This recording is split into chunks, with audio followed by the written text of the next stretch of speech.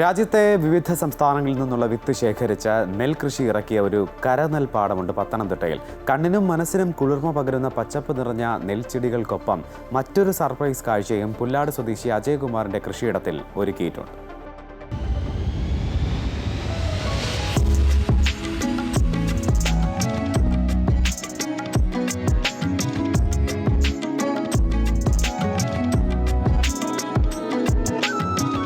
ഇതാണ് പച്ചപ്പിനിടയിലുള്ള ആ surprise.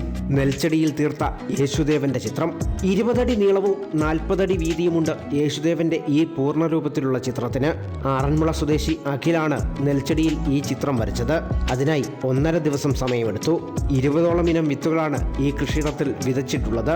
അവയ്ക്കൊപ്പം Japan violet കൂടി ഉപയോഗിച്ചാണ് ചിത്രം രൂപപ്പെടുത്തിയത്.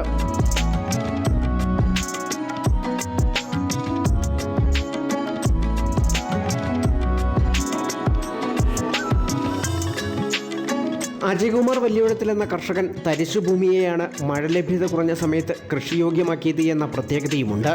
ആഴ്ചയിൽ ഒരു നന എന്ന ഗവേഷണ രീതിയാണ് ഇവിടെ അവലംബിക്കുന്നത്. വംശനാശ ഭീഷണി നേരിടുന്ന വിവിധ നാടൻ വിത്തിനങ്ങളുടെ സംരക്ഷണവും ഈ കർഷകന്റെ ലക്ഷ്യമാണ്. പരമ്പരാഗതമായ വിത്തുകളെയൊക്കെ തിരികെ നമുക്ക് കൊണ്ടുവരാനായിട്ട് സാധിക്കണം. അതിനു വേണ്ടിയിട്ടുള്ള ഒരു പ്രയത്നവും ഒപ്പം ഇത് കരയ്ക്ക് കൃഷി ചെയ്ത് കണ്ടത്തിൽ ചെയ്യുന്ന സാധനത്തിനെ കരയിലേക്ക് കൊണ്ടുവന്ന് കരനെല്ല് കൃഷിക്ക് ഇത് പ്രായോഗികമാണെന്നുള്ളത് മറ്റുള്ളവർ ബോധ്യപ്പെടുത്താൻ കൂടിയാണ് ഇത് ചെയ്യുന്നത്. ഈ കൃഷിയിടത്തിൽ ഇപ്പോൾ ഉപയോഗിച്ചിരിക്കുന്ന എല്ലാ വിത്തിനങ്ങളും ഏറെ ഔഷധ ഗുണമുള്ളവയാണ്.